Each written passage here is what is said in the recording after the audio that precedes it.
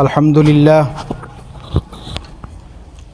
لله خالق الوجود من العدم وجاعل النور من الظلم ومخرج الصبر من الألم فملقي التوبة على الندم فنشكره على المصائب كما نشكره على النعم ونصلي على رسوله الأكرم للشرف الأشم والنور الأتم والكتاب المحكم وكمال النبيين والخاتم سيدي ولد آدم الذي بشر به عيسى بن مريم ودعا لبعثته إبراهيم عليه السلام حين كان يرفع قواعد بيت الله المحرم وصلى الله عليه وسلم وعلى أتباعه خير الأمم الذي بارك الله بهم كافة الناس العرب منهم والعجم.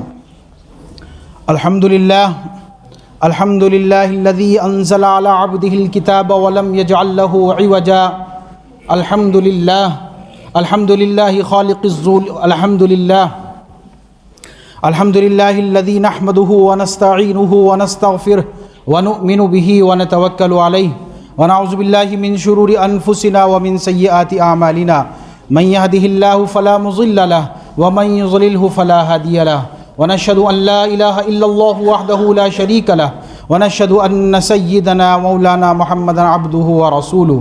أما بعد فإن أصدق الحديث كتاب الله وأحسن الهدي هدي محمد صلى الله عليه وسلم وإن شر الأمور محدثاتها وإن كل محدثة بدعة وكل بدعة ضلالة وكل ضلالة في النار. قال الله عز وجل في كتابه الكريم بعد أن أقول أعوذ بالله من الشيطان الرجيم بسم الله الرحمن الرحيم طه ما أنزلنا عليك القرآن لتشقى إلا تذكرة لمن يخشى تنزيلا ممن خلق الأرض والسماوات العلى الرحمن على العرش استوى. وقال الله تبارك وتعالى كما ورد في سورة الحاقة فلا أقسم بما تبصرون وما لا تبصرون إنه لقول رسول كريم وما هو بقول الشاعر قليلا ما تؤمنون ولا بقول كاهن قليلا ما تذكرون تنزيل من رب العالمين. وقال النبي صلى الله عليه وسلم خيركم من تعلم القرآن وعلمه. صدق الله العظيم وصدق رسوله النبي الكريم ونحن على ذلك من الشاهدين والشاكرين والحمد لله رب العالمين. میرے معزز، میرے رفیق محترم اور آپ کی مسجد کے امام حضرت مولانا مفتی محمد قاسم صاحب قاسمی دامت برکاتہم اور معزز سامعین، السلام علیکم ورحمۃ اللہ وبرکاتہ. سب سے پہلے تو بارگاہ خداوندی میں ہم لوگوں کو شکر کا نذرانہ پیش کرنا چاہیے، اللہ کا شکر ادا کرنا چاہیے کہ اللہ نے ہمیں ان لوگوں میں شامل کر دیا. یہ صرف اور صرف خدا کی توفیق کی وجہ سے ہے کہ اللہ نے ہمیں ان لوگوں میں شامل کر دیا جن کے بارے میں قرآن کہتا ہے یا ایھا الذین آمنوا اذا نودی للصلاۃ من یوم الجمعہ فاسعوا الی ذکر اللہ وذروا البیع، کہ ایمان والو جب جمعے کی نماز کے لیے تمہیں بلایا جائے، جب اذان ہو جائے تو اللہ کی طرف سعی کرو، اللہ کی طرف کو چلو، اللہ کے ذکر کی طرف چلو. وذروا البیع، اور خرید و فروخت چھوڑ دو. تو اللہ کا شکر ہے کہ ہم ان لوگوں میں، ان ایمان والوں میں اللہ کی توفیق سے شامل ہو گئے کہ جنہوں نے اپنی خرید و فروخت، اپنے کاروبار، اپنے بزنس سب کو بند کیا اور اللہ کے گھر میں اللہ کی بات سننے اور اللہ کے سامنے اپنا سر تسلیم خم کر دینے کے لیے ہم لوگ آ گئے. اللہ کا شکر ہے. اللہ تبارک و تعالیٰ نے ہم سب کو انسان بنایا، اور یہ جو انسان ہے یا ہم لوگ جو ہیں یہ دو چیزوں کا کمبینیشن ہے، یہ دو چیزوں کا مجموعہ ہوتا ہے. ایک انسان کے اندر ایک روح ہوتی ہے، ایک جسم ہوتا ہے. دو چیزوں کے کمبینیشن سے ایک انسان بنتا ہے. ان دونوں میں روح اور جسم، ان میں روح اصل ہے یا جسم؟ یقیناً ان میں روح اصل ہے. کیونکہ روح کا تعلق عالم خلق سے ہے، عالم امر سے ہے، اور جسم کا تعلق عالم خلق سے. دو عالم ہوتے ہیں، ایک عالم خلق کہلاتا ہے، ایک عالم امر. عالم امر وہ ہے جہاں اللہ کا حکم چلتا ہے. اللہ نے کہا کوئی چیز بن گئی، اللہ نے کہا زمین و آسمان کو کہ بن جاؤ، بن گئے. اللہ نے پوری دنیا کو حکم دیا کن، پوری دنیا وجود میں آ گئی. یہ ہے عالم امر. وہ دنیا جس میں حکم چلتا ہے. ایک ہے عالم خلق، تخلیق کی دنیا، جہاں جیسے مثلا جہاں چیزیں ایک سسٹم کے تحت پیدا ہوتی ہیں. جیسے ایک انسان پہلے ماں کے پیٹ میں تھا 9 مہینے کے بعد پیدا ہوا، پھر 2 سال کے بعد دودھ چھوٹا، اور بڑا ہوا، جوان ہوا، بوڑھا ہوا، پھر واپس لوٹ گیا. تو یہ ہے عالم خلق، جہاں چیزیں تدریجاً گریجولی ہوتی ہیں. تو انسان کا جسم جو ہے یہ عالم خلق ہے. پہلے چھوٹا بچہ ہوتا ہے، پھر اور بڑا ہوتا ہے، پھر اور بڑا ہوتا ہے تدریجاً. اور روح جو ہے انسان کی وہ عالم امر ہے، وہ اللہ کا حکم ہوتا ہے. اللہ نے حکم دیا، روح کو انسان کے جسم میں آ گئی. اب ان دونوں چیزوں میں، روح اور جسم میں اصل کیا ہے؟ اصل روح ہے، جسم اصل نہیں ہے. جسم کی مثال ایسے ہے جیسے کوئی گاڑی چلانے والا اصل ہوتا ہے یا گاڑی اصل ہوتی ہے؟ گاڑی اصل نہیں ہوتی. تو جسم روح کو لے کے پھر رہا ہے، اصل جو ہے وہ روح ہے. اصل مکان کیا ہے؟ جسم. اس میں رہنے والا کون ہے؟ روح. تو اب پریشانی یہ ہوئی ہم لوگوں کے ساتھ کہ ہم لوگوں نے دنیا میں آنے کے بعد، ایک چیز اور بتا دوں، روح کو واپس لوٹنا ہے اللہ کے پاس، اور جسم کو کہاں چلے جانا ہے؟ جہاں سے آیا تھا. اس سے بات سمجھ میں آتی ہے کہ اصل روح ہے. لیکن انسانیت کے ساتھ کیا ظلم ہوا، یا انسانوں نے کیا یہ بہت بڑی غلطی کی کہ انہوں نے جسم کو اصل سمجھ لیا. تمام کوششیں، تمام جدوجہد، تمام محنتیں، سب کچھ جسم کے لیے ہونے لگی. وہ جسم جسے صرف 20 30 40 50 60 100 یا زیادہ سے زیادہ 120 سال رہنا ہے بس، اس کے لیے ہماری تمام تگودو، ہماری تمام کوششیں اس جسم کے لیے ہونے لگی. روح جو اصل تھی اسے ہم لوگ کہیں نہ کہیں پیچھے چھوڑ دیا، اس کو بالکل بھول گئے. جسم بیمار ہوتا ہے فوراً ڈاکٹر کے پاس جاتے ہیں، اچھے سے اچھے ڈاکٹر کے پاس جانے کی کوشش کرتے ہیں. روح بیمار ہوتی ہے تو احساس ہی نہیں ہوتا. آج ہم جو ایک دوسرے سے پریشان ہیں، یہ کیا ہے؟ یہ ہماری روحیں بیمار ہیں. آج ہم لوگ کھلم کھلا جھوٹ بولتے ہیں، کھلم کھلا چیٹنگ ہوتی ہے. آپ ایک سسٹم میں رہتے ہیں، معاشرے میں رہتے ہیں، آپ کو پتہ ہے کیا کیا ہوتا ہے. وجہ کیا ہے؟ روح بیمار ہے اور ہمیں اس کا احساس نہیں. تو اب اتنی اہم چیز روح، اس کے لیے اللہ اس کو تو ایسے نہیں چھوڑ سکتے تھے نا کہ بس روح کو پیدا کیا اور چھوڑ دیا. اس کی ہدایت کے لیے، روح کی ہدایت کے لیے اللہ نے 1,24,000 انبیاء کو بھیجا. اور پھر سب سے آخر میں ہمارے نبی کریم صلی اللہ علیہ وسلم کو بھیجا. اور ان کو صرف بھیجا نہیں کہ بھیجا اور بس وہ آئے اور کچھ 62 سال رہے اور پھر چلے گئے، نہیں، بلکہ کتاب ہدایت بھیجی. دا بک آف گائیڈنس، ایسی کتاب جس میں ہدایت تھی تمام انسانوں کے لیے، اور ہدایت ہے. ایسی کتاب اللہ نے اپنے نبی کو دے کے بھیجی. لیکن ہم لوگوں نے اس کتاب سے بھی، چونکہ بیماری کا احساس نہیں ہے نا، جب بیماری کا احساس نہیں ہے روح کی بیماری کا، تو اس کے شفا یا وہ روح کیسے صحیح ہو اس کا بھی احساس نہیں ہے. تو قرآن کو پس پشت ڈال دیا. قرآن ہماری زندگیوں سے نکل گیا، جو ہماری ہدایت، ہماری روح کی ہدایت کے لیے تھا، ہماری روح کو صحیح کرنے کے لیے آیا تھا. ایک ایسی کتاب جس نے صرف 23 سال میں پوری کائنات کو بدل دیا. ایک ایسی کتاب ایک ایسے وقت میں آئی. قرآن کریم ایک ایسے وقت میں آیا، میں آپ کو بتاتا چلوں کہ ایک ایسا معاشرہ کہ آپ اس میں برائیوں کا جو بھی آپ تصور کر سکتے ہیں وہ سب ان لوگوں میں تھا. جو بھی برائی آپ سوچ سکتے ہیں سب ان لوگوں کے اندر تھیں وہ برائیاں. ایک میں چھوٹی سی مثال دے دوں، شراب کے رسیا تھے یہ لوگ. کہا جاتا ہے کہ گھٹی میں بچے کو شراب پلایا کرتے تھے، گھٹی میں پڑی ہوئی ہوتی تھی ان کے، اس قدر شراب. مورخین لکھتے ہیں کہ شراب کے 200 نام تھے. جس چیز سے انسان کو محبت ہوتی ہے اس کے کئی سارے نام رکھ لیتا ہے نا وہ. تو اس محبت کی وجہ سے اہل عرب شراب کے 200 نام استعمال کرتے تھے. اتنی محبت، یعنی صبح اٹھے نہار منہ، وہ جو شراب پی رہے ہیں وہ اس کا نام الگ، ٹھیک ہے. سورج نکلنے کے بعد جو شراب پی جا رہی ہے اس کا نام الگ، ناشتے میں جو پی جا رہی ہے شراب اس کا نام الگ، اور اس شراب کو پینے کا طریقہ بدل گیا اس کا نام الگ. 200 نام یہ لوگ استعمال کرتے تھے. ایسا معاشرہ جہاں مہمانوں کو آنے کے بعد پانی کو نہیں پوچھا جاتا تھا، پہلے شراب پیش کی جاتی تھی اور فخر سے بتاتے تھے کہ یہ فلاں شراب ہے اور یہ وہاں سے منگائی گئی، یہ وہاں سے. ایسا معاشرہ، یہ ایک بہت چھوٹی سی وہ بتا رہا ہوں میں آپ کو. یہ ایسے معاشرے کے اندر قرآن نازل ہوا، اور صرف 23 سال کی مدت میں تاریخ میں آتا ہے کہ جب شراب حرام ہوئی، قرآن نے اعلان کیا کہ آج سے شراب حرام، تو مدینہ کی گلیوں میں 6-7 دن تک شراب ہی بہتی رہی، ایسا معاشرہ۔ اب آتے ہیں دوسری طرف، 1920 کے اندر امریکہ میں ایک قانون پاس ہوا، پروہیبیشن آف الکوہل لا کے نام سے ایک قانون پاس ہوا کہ جتنی بھی منشیات ہیں، شراب، یہ سب جو جن سے بھی انسان کو نشہ ہوتا ہے، اس پر پابندی لگا دی گئی، قانون پاس ہو گیا کہ اس سے بہت زیادہ نقصان ہو رہے ہیں، ایکسیڈنٹ ہو رہے ہیں، اور وہ تو ام الخبائث ہے نا، جتنی بھی کیا کہنا چاہیے برائیاں، ہر برائی ممکن ہے شراب پینے کے بعد۔ تو امریکہ کے اندر یہ قانون پاس ہوا، جو دنیا کی سب سے زیادہ سویلائزڈ اور سب سے زیادہ مہذب کنٹری سمجھی جاتی ہے یا نہیں، وہ بات کی بحث سے کبھی کریں گے انشاءاللہ۔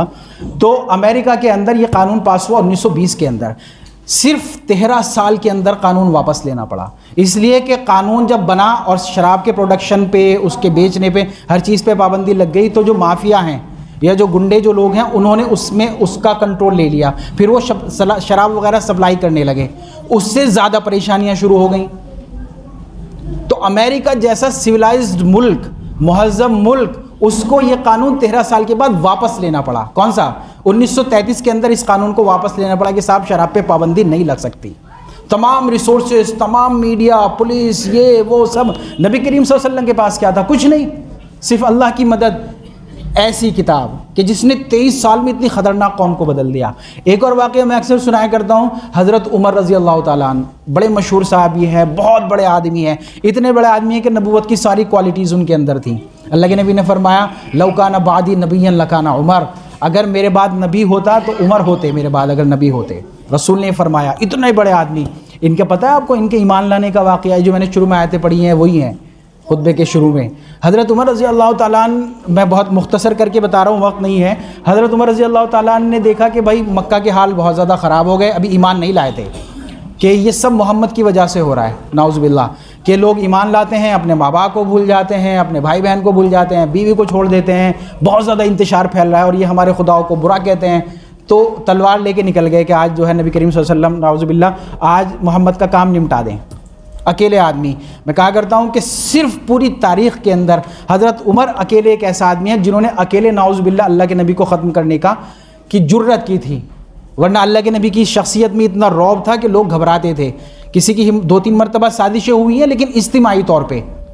ایک مرتبہ ہے کہ بھائی سب لوگ ایک ساتھ تلوار سے حملہ کریں گے، اور چھپ چھپ کے سازشیں ہوئی ہیں، لیکن سامنے آنے کی کسی کی ہمت نہیں ہوئی۔ حضرت عمر نکلے تلوار لے کے۔ اب تلوار لے کے جب نکلے تو راستے میں ایک صحابی ملے کہ بھائی عمر بڑے غصے میں، کیا بات کہ آج اس کا محمد کا کام تمام کرنے جا رہا ہوں، اس نے بہت انتشار پھیلا رکھا ہے۔ تو بولے کہ بھائی پہلے اپنے گھر کی تو خبر لے لو، محمد کو بعد میں دیکھنا۔ کہ کیا مطلب؟ کہ دیکھو جا کے کیا ہو رہا ہے۔ گھر پہنچے، دروازہ کھٹکھٹایا، اندر بہن نے پوچھا کون؟ کہ عمر۔ گھبرا گئی، اندر داخل ہوئے۔ کیا کر رہے تھے تم لوگ؟ کہ نہیں کچھ نہیں، باتیں کر رہے تھے۔ کہ نہیں کچھ تو ہے، کچھ تو تم لوگ کر رہے تھے۔ کہ نہیں بس باتیں کر رہے تھے، اپنے بھائی کو مارنا شروع کر دیا۔ بہنوئی تھے۔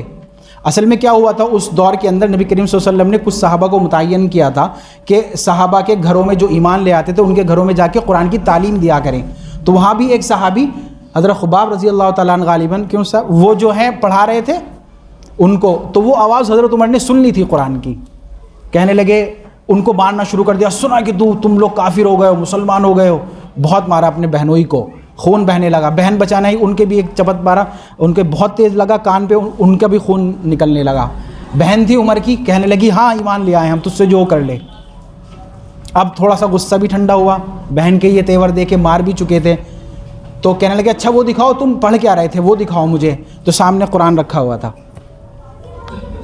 اس پر جو سب سے پہلی نظر پڑی، طٰہٰ ما انزلنا علیک القرآن لتشقیٰ الا تذکرۃ لمن یخشیٰ۔ یہ کچھ آیتیں ہیں جو اللہ تعالیٰ قرآن کے بارے میں فرما رہے ہیں کہ یہ قرآن ہم نے آپ پر اس لیے نازل نہیں کیا کہ آپ پریشان ہو جائیں، بلکہ یہ تو ڈرنے والوں کے لیے ایک نصیحت ہے۔ قرآن چھوڑا کوئی بات نہیں، اب دیکھ لیے ہماری پوزیشن کیا ہے۔ وہ مقصد سے ہٹ گئے نا، مقصد سے ہٹ گیا تو کوڑے دان میں پڑے ہیں۔ کوئی بھی کچھ بھی کر دیتا ہے۔ کسانوں کا بل معاف ہو گیا، آپ کا نہیں ہو پا رہا ہے، آپ پہ تلوار لٹکی ہوئی ہے ابھی بھی، سی اور NRC اور کیا کیا سب ہے۔ ہٹ گئے نا، راستے سے ہٹ گئے۔ جن لوگوں نے ابھی بھی قرآن کو قبول کیا ہے، اختیار کیا ہے، وہ آج بھی ترقی کر رہے ہیں۔ ایک چھوٹا سا واقعہ سناتا ہوں میں، یہ تو واقعہ تھا حضرت عمر رضی اللہ تعالیٰ عنہ کا۔ قرآن کی تاثیر ختم نہیں ہوئی ہے، ابھی بھی جو سمجھدار اور سنجیدہ لوگ ہیں قرآن کو سمجھتے ہیں، پڑھتے ہیں، اللہ ان کو بہت اوپر لے جاتے ہیں۔ کینیڈا چلتے ہیں، کینیڈا کے ایک پروفیسر ہیں میتھمیٹکس کے، بہت بڑی یونیورسٹی کے پروفیسر ہیں، میتھس پڑھاتے ہیں، ڈاکٹر گیری ملر۔ عیسائی مشنری کے لیے کام کرتے تھے، یونیورسٹی میں پڑھاتے تھے اور ان کو ٹریننگ دیتے تھے جو لوگ مسلمانوں میں جا کے اپنے عیسائیت کی تبلیغ کرتے تھے، عیسائیت کو پھیلانے کے لیے، ڈاکٹر گیری ملر۔ تو ڈاکٹر گیری ملر صاحب کو یہ مشن دیا گیا کہ آپ جو ہیں قرآن پڑھیں، آپ سمجھدار آدمی ہیں، لاجک میتھمیٹیشین جو ہوتا ہے لاجیکل ہوتا ہے نا، ہر چیز میں کیلکولیشن کرتا ہے، دماغ چلاتا ہے، کہ آپ جو ہے قرآن میں ایسی چیزیں تلاش کریں کہ جس سے قرآن میں شک پیدا ہو، اور ہم اپنے جو غیر عیسائیوں میں جا کے عیسائیت کی تبلیغ کرتے ہیں ان کو ہم بتائیں وہ پوائنٹس کہ آپ کے قرآن میں یہ کمی ہے، یہ کمی ہے، یہ کمی ہے، لوگوں میں کنفیوژن پیدا کریں۔ تو ڈاکٹر گیری ملر نے کہا ٹھیک ہے، انہوں نے یہ پروجیکٹ لے لیا، پڑھنا شروع کیا۔ ان کے دماغ میں کیا تھا کہ قرآن وہی جو 14 سال پہلے نازل ہوا، کچھ یہ اس کے صحرا کے واقعات ہوں گے، کچھ محمد کی زندگی کے ہوں گے، کچھ فاطمہ کی، کچھ خدیجہ کی، یہی سب باتیں ہوں گی، اور ہوگا کیا اس میں۔ حیران ہوئے کہ لے نہ تو فاطمہ کے نام سے کوئی صورت، خود عیسائی تھے، نہ فاطمہ کے نام سے کوئی صورت ہے، نہ خدیجہ کے نام سے کوئی صورت ہے جو سب سے پیاری بیوی ہیں، نہ جو سب سے پیاری بیوی حضرت عائشہ ہیں ان کے نام سے کوئی صورت ہے، نہ بیٹی کے نام سے۔ آدمی پہلے صورت دیکھتا نا کون کون سی صورتیں، حیران ہوئے، کہنے لگے اوہو اچھا مریم کے نام سے ایک صورت ہے۔ اللہ ہدایت دے رہے ہیں، ابھی صرف قرآن کی صورتوں کو پڑھ لیں۔ میں اگر پوچھوں کہ ہمارے یہاں قرآن میں کتنی صورتیں ہیں تو ہم لوگ سوچنے لگیں کہ یار 10 ہیں، 15 ہیں، 25 ہیں، 50 ہیں۔ بہرحال وہ قرآن کی صورتوں کو دیکھ رہے ہیں اور وہیں سے کلک ہو گیا مریم، ارے مریم نام کی صورت ہے۔ بہرحال آگے چلے، قرآن میں اللہ تعالیٰ کہہ رہے ہیں، قرآن پڑھنے لگے، افلا یتدبرون القرآن ولو کان من عند غیر اللہ لوجدوا فی اختلافا کثیرا۔ اس آیت پہ آ کے رک گئے، اللہ تعالیٰ چیلنج دے رہے ہیں، ارے سوچتے نہیں ہو تم کہ اگر یہ قرآن اللہ کے علاوہ کہیں اور کوئی اور اس کو نازل کرتا تو اس میں بہت تضاد ہوتا، یہاں کچھ کہہ دیا، یہاں کچھ کہہ دیا، یہاں کچھ کہہ دیا، وہاں کچھ کہہ دیا، جیسا کہ دنیا کی کتابوں میں ہوتا ہے، ہماری باتوں میں ہوتا ہے، اور تمہیں کوئی تضاد نہیں ملے گا اس میں، اگر ملے تو لے کے آؤ۔ اس کو چیلنج کر رہے ہیں اللہ تعالیٰ، حیران ہو گئے۔ پھر سوچتے رہے، کہنے لگے کہ عیسیٰ علیہ السلام کا نام 24 مرتبہ اور نبی کریم صلی اللہ علیہ وسلم کا نام صرف 4 مرتبہ۔ بہت حیران ہوئے اور آگے بڑھے۔ میں دیکھ رہا ہوں، میں آپ کو بتا رہا ہوں قرآن کی تاثیر۔ ڈاکٹر گیری ملر جیسا آدمی جو اس لیے آیا تھا کہ قرآن میں سے عیوب کو تلاش کرے، ہمیں تو ہدایت کے لیے جانا ہے، ہماری تو نیت بھی صحیح ہے۔ بہرحال آگے چلے تو انہوں نے کہا کہ مجھے بہت زیادہ حیرانی اس بات پہ ہوئی کہ سورہ لہب جو ہم لوگ پڑھتے ہیں نا نماز میں، تبت یدا ابی لہب وتب ما اغنی عنہ مالہ، کہ یہ صورت نازل ہوئی اور اس صورت میں دعویٰ کیا گیا ہے کہ ابو لہب ایمان نہیں لائے گا۔ پوری تفسیر ہے، اس کا خلاصہ بتا رہا ہوں کہ ابو لہب اور اس کی بیوی ایمان نہیں لائیں گے اور یہ ہلاک ہوں گے۔ یہ صورت نازل ہوئی۔ اور ابو لہب جو تھا، ان کا مزاج یہ تھا ابو لہب کا کہ اللہ کے نبی کو دیکھتا تھا کہ محمد کہاں جا رہے ہیں، دیکھا کہ کسی سے بات کر رہے ہیں، جا کے کہتا تھا محمد کیا کہہ رہے ہیں، جادوگر ہے، اس کے چکر میں مت پڑنا، اس کی باتوں کا یقین مت کرنا۔ ابو لہب کا مشن ہی یہ تھا۔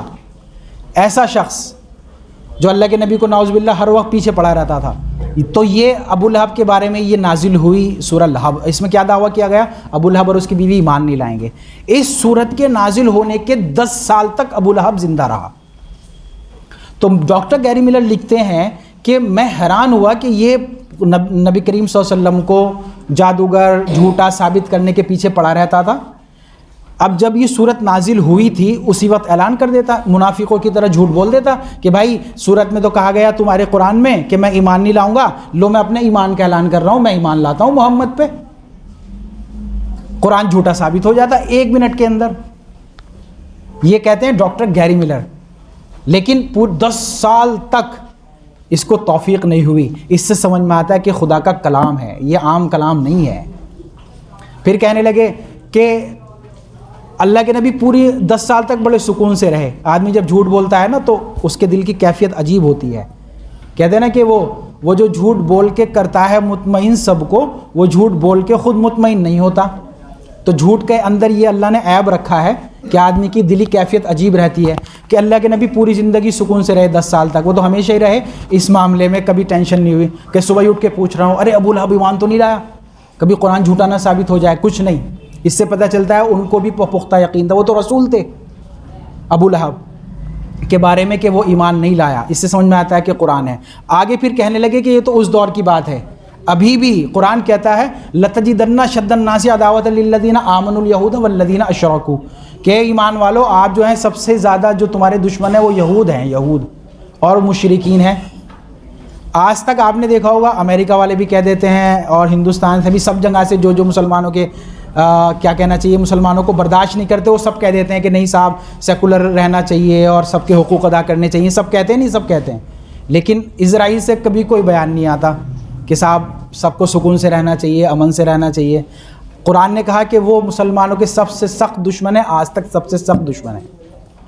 جب یہ آیت پڑھی آگے پھر نصارہ کے بارے میں آیت ہے کہ اہل نصارہ جو ہیں وہ دل کے نرم ہوتے ہیں، وہ آیت پڑھ کے ڈاکٹر گیری ملر مسلمان ہو گئے، عبد الواحد عمر نام رکھا، اور آج 1978 کے اندر، ابھی 1978 میں 40-42 سال پہلے ڈاکٹر گیری ملر مسلمان ہوئے صرف قرآن کی چند آیتوں کو پڑھ کے۔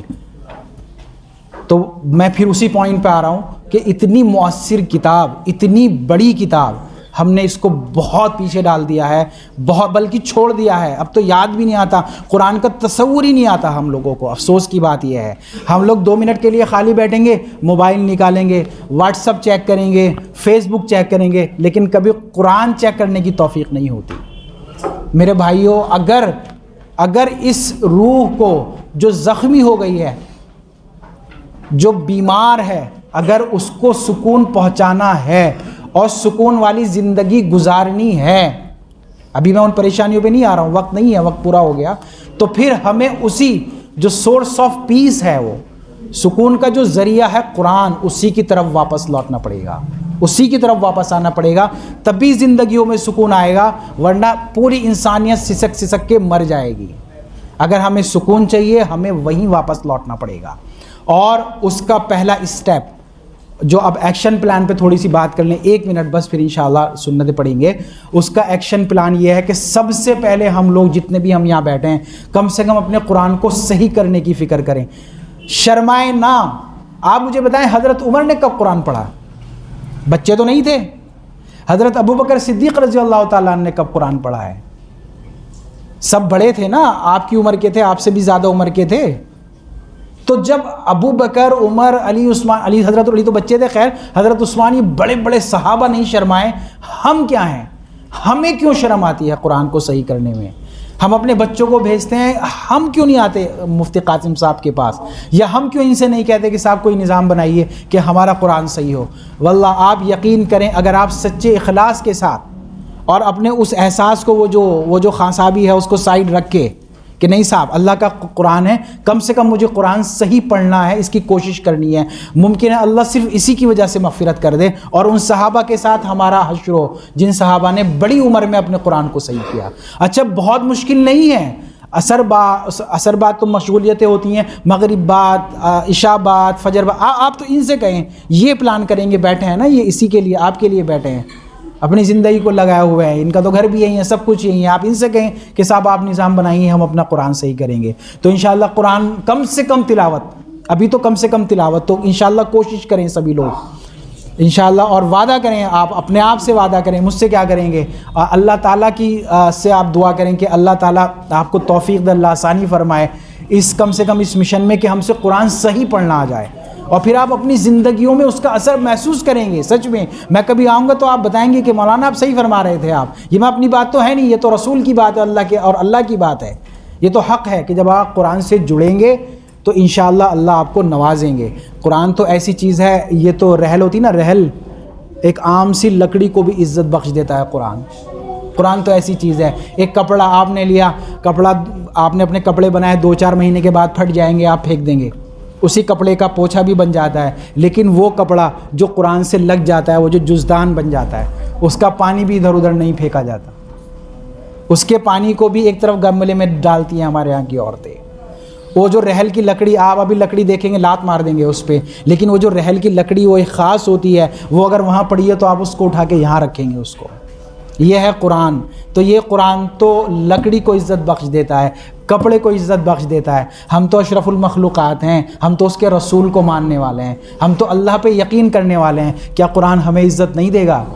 یقیناً دے گا. اگر ہمیں اپنی عزت چاہیے, ہمیں زندگی کا سکون چاہیے, تو اس کتاب کی طرف, قرآن کریم کی طرف واپس آنا پڑے گا. اللہ تعالی ہم سب کو عمل کی توفیق عطا فرمائے. اللہ تعالی ہمارا قرآن سے وہی تعلق کر دے جو صحابہ کا اس کتاب کے ساتھ تھا. اللہ تعالی سکون کا اور امن کا ذریعہ بنائے. وآخر دعوانا الحمدللہ رب العالمین.